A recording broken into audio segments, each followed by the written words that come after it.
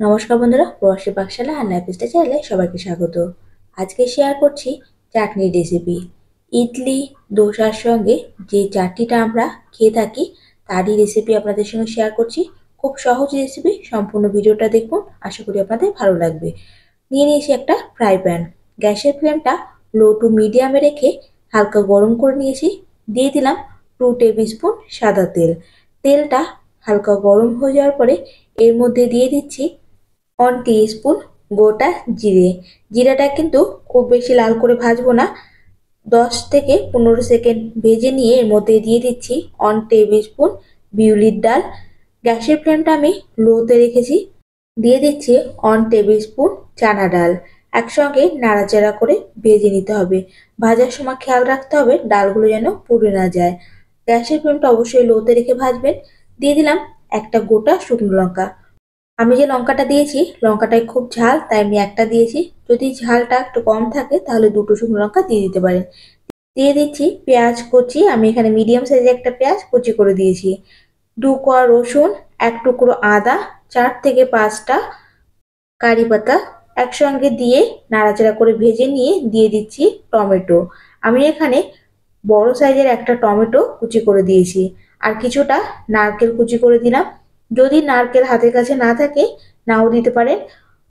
নারকেল না দিলেও কিন্তু চাটনিটা ভীষণ টেস্টি হবে। নাড়াচাড়া করে ভেজে নিচ্ছি।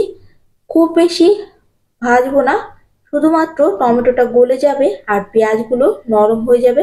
ঠিক এরকম নরম হয়ে যাওয়ার পরে গ্যাসের ফ্লেমটা অফ করে দিচ্ছি। সম্পূর্ণ ঠান্ডা হয়ে যাওয়ার পরে একটা মিক্সিং বোলের মধ্যে দিয়ে মিহি পেস্ট তৈরি করে নিতে হবে। যদি প্রয়োজন হয় সামান্য একটু জল দিতে পারেন। চাটনির স্বাদ বাড়ানোর জন্য কয়েকটা জিনিস দিয়ে দেবো। প্রথমে দিয়ে দিচ্ছি 1 টিস্পুন লবণ, সামান্য একটু তেঁতুল।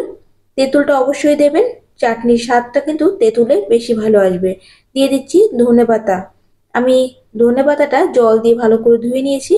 সামান্য একটু জল দিয়ে দিলাম। এবার মিহি পেস্ট তৈরি করে নেব। মিহি পেস্ট তৈরি হয়ে যাওয়ার পরেই চাটনি কিন্তু রেডি। এবার চাটনির উপরে তড়কা দিয়ে দেবো। তড়কা দেওয়ার জন্য আমি একটা ফ্রাই প্যান গরম করে নিয়েছি। গরম করে দিয়ে দিচ্ছি 1 টিস্পুন ঘি।